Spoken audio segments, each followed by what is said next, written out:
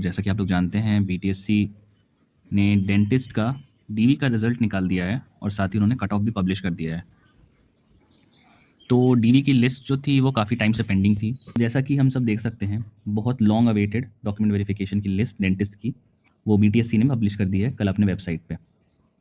और जितने भी डॉक्टर्स, जितने भी कैंडिडेट्स का नाम आया, सबसे पहले तो उनको बहुत बहुत बधाई, बहुत बहुत कॉन्ग्रेचुलेशंस। तो अब इस वीडियो में जो है हम देखने वाले हैं डॉक्यूमेंट वेरिफिकेशन से रिलेटेड जितने भी पॉइंट्स हैं इसमें, उसको हम समझेंगे और क्या क्या चीज़ें आपको लेकर जानी है वो भी बहुत ज़रूरी है समझना। तो पहली चीज़ हमें ये ध्यान देने वाली है कि जो डॉक्यूमेंट वेरिफिकेशन है वो 13 जैन से शुरू होगा और 16 जैन तक चलेगा, जिसको कि 2 पालियों में, मतलब 2 स्लॉट्स में करवाया जाएगा। पहली जो स्लॉट है वो 10 बजे से 1:30 बजे तक है और जो दूसरी स्लॉट रहेगी वो 2 बजे से लेकर 5:30 बजे तक है। और आप देख सकते हैं यहाँ पे एड्रेस मेंशन किया गया है, बिहार तकनीकी सेवा आयोग 19, जो कि वहाँ का पिन कोड है, और हार्डिंग रोड, पटना। तो सभी जितने भी कैंडिडेट्स हैं सबको पटना आना है अपने स्लॉट के अकॉर्डिंग, जो भी उनका नीचे वहाँ मेंशन किया हुआ होगा। जो अगला इंपॉर्टेंट पॉइंट आपको ध्यान रखना है इसमें वो है कॉल लेटर, जो कि बीटीएससी ने यहाँ पे बोल्ड में हाईलाइट करके रखा है कि कॉल लेटर के बिना दस्तावेज सत्यापन, मतलब डॉक्यूमेंट वेरिफिकेशन हेतु आयोग परिसर में प्रवेश की अनुमति नहीं होगी। तो आपको ये कॉल लेटर जो है अपना लेकर आना है साथ में। अब ये आपको कैसे मिलेगा, यहाँ पे आपको प्रोसेस भी दे रखा है कि जितने भी आमंत्रित अभ्यर्थी हैं उनको बीटीएससी की वेबसाइट, यहाँ पे आप देख सकते हैं /admit card पर जाना है। वहाँ पे अपना एप्लीकेशन नंबर या रजिस्ट्रेशन नंबर, साथ में आपका रजिस्टर्ड मोबाइल नंबर और आपका डेट ऑफ बर्थ डालना है, जिसके बाद एक ओटीपी आएगी। उसके बाद आपको लॉगिन करके वो कॉल लेटर डाउनलोड कर लेना है। कॉल लेटर बहुत इंपॉर्टेंट है लेकर जाना, उसके बिना आपको वहाँ पे एंट्री नहीं मिलने वाली है, आपको एंट्री डिनाई कर दी जाएगी। तो यहाँ पे आप देख सकते हैं डॉक्यूमेंट वेरिफिकेशन में आने वाले अभ्यर्थियों को कुछ दिशा निर्देश दिए गए हैं जिसका पालन करना पड़ेगा। ये जो फर्स्ट पॉइंट में कहा गया है कि आपको अपने ओरिजिनल डॉक्यूमेंट लेकर आने हैं और साथ में आपको अपने उन ओरिजिनल डॉक्यूमेंट्स की 2 फोटोकॉपी सेल्फ अटेस्टेड कर कर लेके आनी है। इसके बाद की जो पैराग्राफ है उसको वो ध्यान देने वाली है कि ऐसे कैंडिडेट्स जिनके original documents, original educational certificates retain किए गए हैं किसी रेलिवेंट अथॉरिटी के द्वारा on the basis of bond, जैसे कि आप कॉलेज में अगर पढ़ाई कर रहे हैं, अभी भी एमडीएस में हैं, तो आपके डॉक्यूमेंट्स कॉलेज में सबमिट हो जाते हैं। तो आपको वो कॉलेज से डॉक्यूमेंट्स निकलवाने होंगे और वहाँ से आपको एक बोनाफाइड सर्टिफिकेट लेना होगा, वो अनिवार्य है आपको। वो बोनाफाइड सर्टिफिकेट आप लेकर आएंगे और फिर आप अपने डॉक्यूमेंट्स वहाँ पे वेरीफाई करवा सकते हैं। वो नहीं होने पर यहाँ पे लिखा गया है कि दस्तावेज सत्यापन में प्रस्तुत नहीं किए जाने पर उन्हें अयोग्य कर दिया जाएगा। तो आपको बोनाफाइड सर्टिफिकेट लेकर आना होगा अगर आपके डॉक्यूमेंट्स किसी इंस्टीट्यूशन में अभी सबमिटेड हैं। नीचे एक लिस्ट है जिसमें कि बहुत सारे डॉक्यूमेंट्स हैं, प्रमाण पत्र हैं, जिसको आपको कैरी करना है और लेकर आना है आपको। तो पहला है आपका मैट्रिक का प्रमाण पत्र, तो आपको अपना मैट्रिक का सर्टिफिकेट लाना है, ओरिजिनल एंड उसकी 2 कॉपी। नेक्स्ट है आपका निवास प्रमाण पत्र। अगर आप बिहार के रहने वाले हैं तो आपने फॉर्म फिलिंग के टाइम पे अपना निवास प्रमाण पत्र ज़रूर सबमिट किया होगा, तो वो भी आपको लेकर आना है। थर्ड है आपका फ़ोटो युक्त पहचान पत्र, जैसे आपका फ़ोटो आइडेंटिटी कार्ड, आधार कार्ड, जो भी आपने एप्लीकेशन फिलिंग के टाइम में सबमिट किया था।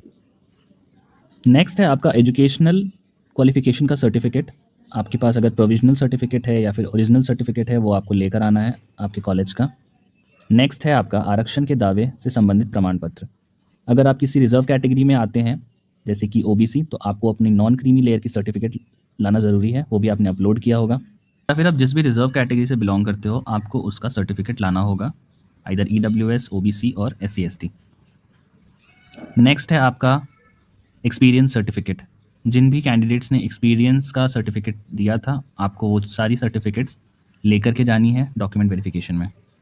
अब अगर किसी ने फिजिकल हैंडीकैप्ड के लिए में अप्लाई किया था तो उनको उसके लिए प्रमाण पत्र देना होगा। Same goes for freedom fighters. Next है आपका ऑनलाइन फॉर्म की प्रति, जो ऑनलाइन फॉर्म आपने सबमिट किया था वो भी आपको प्रिंट करवा कर ले जाना है। फिर ऑनलाइन फॉर्म में अपलोड किए गए फ़ोटोग्राफ, और मैं सजेस्ट करूँगा आप 5 से ज़्यादा ही लेकर जाएँ, 10-15 जितना हो आपके पास लेकर जाएँ। नेक्स्ट है आपका एडमिट कार्ड, जो इन्विजिलेटर ने जिस पे साइन किया होगा आपका ड्यूरिंग द एग्जामिनेशन। तो आप जो एडमिट कार्ड लेके गए होंगे उसमें 2 पार्ट होंगे, एक पार्ट इन्विजिलेटर ने खुद रखा होगा और दूसरा पार्ट जो है वो आपको साइन करके दिया होगा। तो वो आपको ओरिजिनल एंड उसकी 2 कॉपीज़ लेकर के जाने हैं। आप एक्स्ट्रा कॉपीज़ हर डॉक्यूमेंट का लेकर जाना, मैं यही सजेस्ट करूँगा आप लोगों को। और जो 13 पॉइंट है वो हमने ऊपर डिस्कस किया था, जो भी आपके डॉक्यूमेंट्स हैं सबमिटेड किसी भी इंस्टीट्यूशन में, तो वहाँ से आपको बोनाफाइड सर्टिफिकेट लेना होगा। और वो भी आपको लेकर आना होगा। थर्ड पॉइंट में आपको ये कहा जा रहा है कि अगर आपने ओरिजिनल सर्टिफिकेट्स जो भी मैंडेटरी हैं, एजुकेशन के मार्कशीट या रिन्यूअल ऑफ रजिस्ट्रेशन, अगर ये सब आप नहीं वहाँ पर लाते हैं तो आपका डॉक्यूमेंट वेरिफिकेशन आपको अयोग्य कर दिया जाएगा वहाँ पे, और आपको डिस्क्वालीफाई कर दिया जाएगा वहाँ से। नंबर 4 पॉइंट में भी वही कहा गया है, जो भी आपने BDS जहाँ से किया है वहाँ के आपको सारे मार्कशीट्स लेकर आने होंगे, नहीं लाने पर आपका डिस्क्वालीफाई कर दिया जाएगा।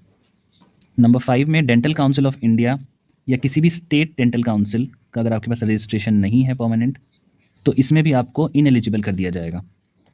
नंबर 6 पॉइंट में ये मेंशन किया गया है कि एक नोटिस आया था 18/8/2025 को regarding the renewal of registration, जो कि आपका लाइसेंस है, अगर वो आपका एक्सपायर्ड हो गया है तो आपको DV से पहले उसका रिन्यूअल करवाना पड़ेगा, और रिन्यूअल की स्लिप आपको साथ में लाना वो मैंडेटरी है। नंबर 7 में आपको वर्क एक्सपीरियंस के रिगार्डिंग कहा गया है, जो भी आपने अगर वर्क एक्सपीरियंस का दावा किया है तो उसके आपको डॉक्यूमेंट्स लेकर के आने हैं। और नंबर 8 में वर्क एक्सपीरियंस को ही एक्सटेंड करके बताया गया है कि 11 मार्च से पहले तक के जो आपने experience letter, experience certificate submit किए हैं वही वैलिड होंगे, उसके बाद वाले वैलिड नहीं होंगे, तो उसके बाद का आपको नंबर नहीं मिलेगा। नंबर 9 में ये कहा गया है जो भी आपने वर्क एक्सपीरियंस लगाया है, जो भी सबमिट किया है, वो वहाँ के कंसर्न अथॉरिटीज़ के द्वारा साइन होना चाहिए, स्टैम्प्ड होना चाहिए, तभी उसको काउंट किया जाएगा, वरना आपके वर्क एक्सपीरियंस को काउंट नहीं किया जाएगा।